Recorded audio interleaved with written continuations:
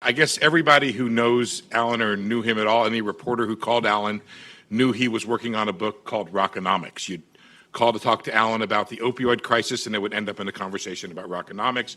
You'd call Alan about labor participation, it would end up in a conversation about Rockonomics. It was a passion of his, and it's very sad that he was not able to see the publication of it. I just want to say, apropos of my discussion here of Rockonomics by Alan Krueger, you should know I'm not going to be able to make the reception this evening. I'm going to be leaving here and going to my third Dead and Company concert show of this tour, the members of the Grateful Dead who are combined together, to which my wife recently asked the question, why do you have to go to 3 shows? To which I responded, have you not been paying attention all these years? Isn't it obvious? Among many other things, Rockonomics is a fascinating tale about the not-so-obvious economics of the music business. That includes the economics of how much I'm paying to go to this show, which is $195, the incredible inflation greater than medical care inflation in the concert business, where the money goes, between 60 and 90% to the artist, depending upon how big a star they are, why the aging musicians of the Grateful Dead and many other aging musicians continue to tour, and that's because of how many earn their money, most of their money now, after the technological innovation of streaming devastated the recording business. They have to remain on tour. That's where they make their money from, and we learn all this in the book. Full disclosure, as David said, I'm a musician in the evening, and Alan interviewed me for the book. I talk in it about the strange economics of music, where, for example, I played a gig the other night for which I arrived at 5:30 in the evening and got home at 1:30, and I earned the princely sum of $200, which, if you include the time that I rehearsed during the week, works out to not the minimum wage in many states. And I would play that gig again and again. So this is sort of the challenge that Alan goes. Economics and music would seem to be strange bedfellows, where profit maximization would appear to take a backseat to creativity and inspiration, and just the people paying the money that I'll pay this evening for the unquantifiable thrill of a good jam, which seem to defy the laws of economics. But as Alan shows, they work together, and pardon the pun, in reasonably good harmony. Rockonomics attempts successfully, I would say, to do 3 things. First, explain the economics of rock and roll, kind of like a how-to book almost.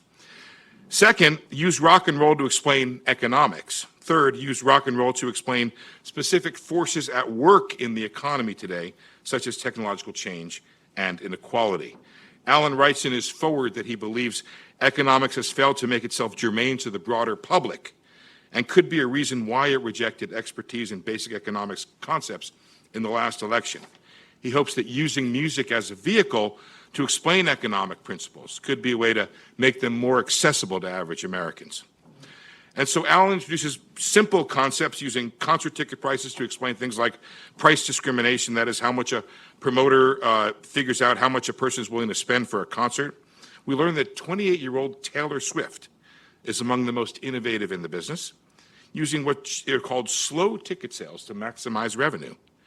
So what she does is she sells tickets over time, because a person who, you're nodding your head back there, you know, just what we're talking about. So if you don't know you want to go to the show on the day the ticket comes out and they sell out, then you'll go and buy ticket from a scalper. And so what has been the challenge in the music business for a very long time is, how does the artist and or the promoter reap some more of that money from the scalper? And so these slow ticket sale ideas, you can get, tickets are released over time so that you can, the artist reaps more of the revenue. She gives fans loyalty points, tickets which they could get if they buy tickets to a show, if they buy her merchandise, and all of this reaps greater revenue for her, and you get greater access to tickets to go to her concerts. Along the way, we, by the way, get a tip, which I thought I'd bring out. If you're trying to buy a ticket to a sold-out show and you're not risk-averse, that is, you don't mind missing the show, buy your ticket at the last minute for the best price, because after the show starts, ticket becomes worthless. So that's a tip from Alan to all you people out there trying to scalp. So with incredible amounts of data available both in ticket sales and streaming, the music business serves as a font for natural experiments of the kind that we've heard Alan conducted throughout his life.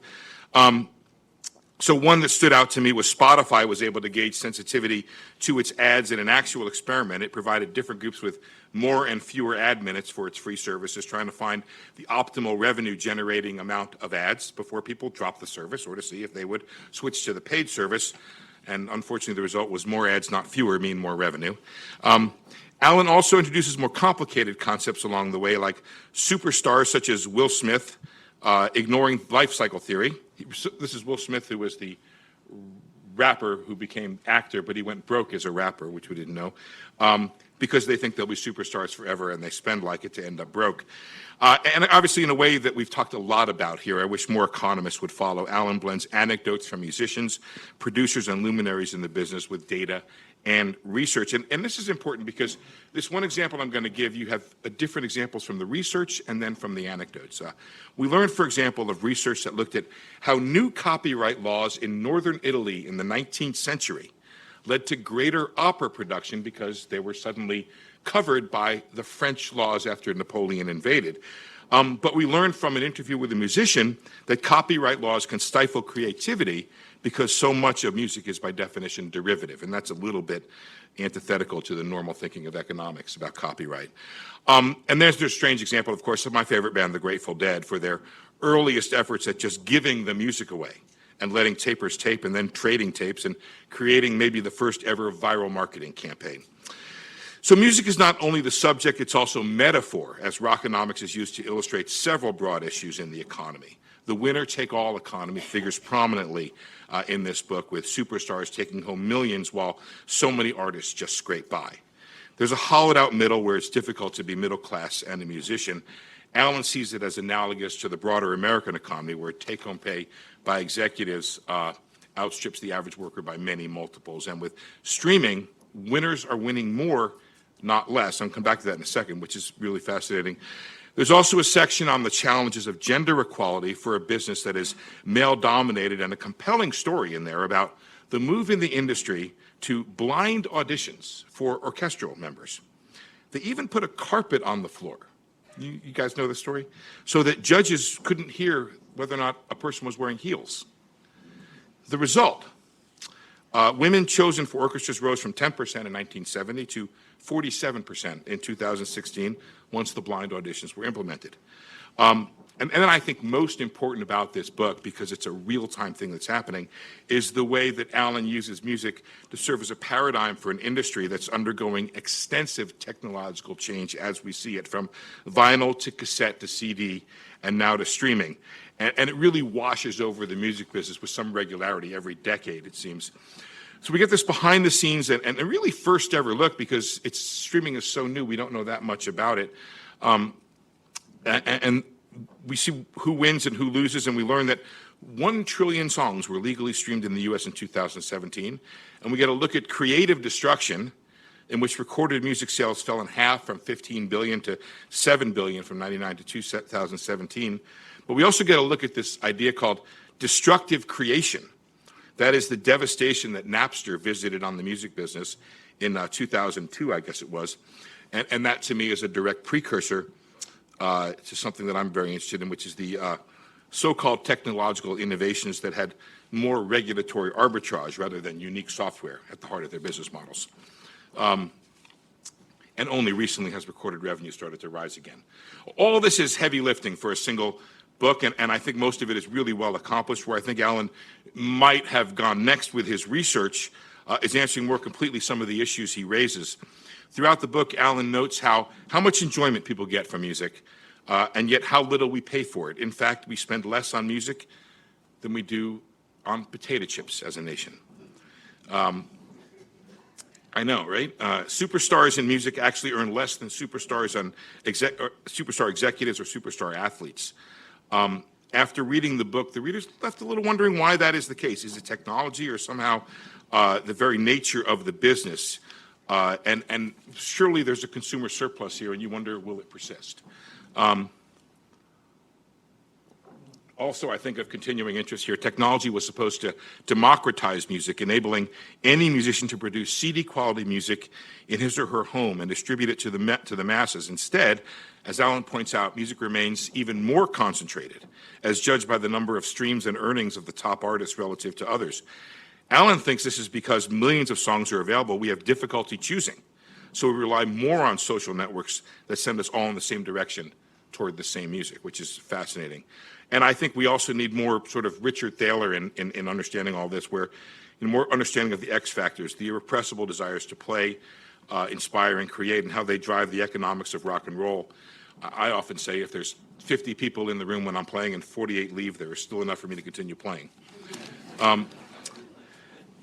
Finally, this is outside the scope, and it's interesting, but one of the prior people talked about this. This does not end with policy prescription, and I wonder if there are some policy prescriptions needed here, ways that should society do more to nurture and help musicians and artists in general, especially if we're increasingly in this winner-take-all world. Ultimately, almost all the work presented here talked about how Alan challenged economics. This book doesn't really do that. Music fits in nicely with most established economic thinking. I prefer he found the magic of music dances to its own economic tune, but he doesn't really find that. So the case is this: technology drives down prices, increases demand, destroys established businesses, creates superstars, and reduces incomes for those at the lower end, in part because of rent-seeking and bad regulation, of which Alan has a lot to say, but also in part because musicians love doing what they do so much they provide their services for free or almost for free. So I guess that's where the consumer surplus comes from. And I'm reminded of a story. I'm just going to insert this one personal story here. I got to know Steve Parrish, who was Jerry Garcia's roadie forever. And he's a CNBC watcher, and that's kind of how we met, which is, go figure. So Steve Parrish was Jerry Garcia's, was the manager of the Jerry Garcia Band, which was a separate band that Garcia had. And on the first night after the first gig, he went up to Jerry and said, well, what do I do with the money? And Jerry said, I don't know. Give me a chunk, give everyone else a chunk, and take a chunk for yourself. So just wonder how the chunk fits into all your DSGE models out there.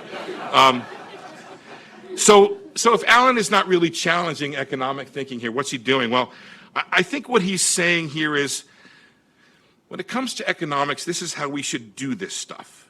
We should take the economy as it is, not as we think it fits into our models. We should go out, talk to people, and gather the data that's out there, and when it's not there, go and do it yourself. And he did a lot of surveys about the happiness and satisfaction and drug use of musicians for this. And we do this because it's fun, because it's interesting, and because it's vital. Thanks.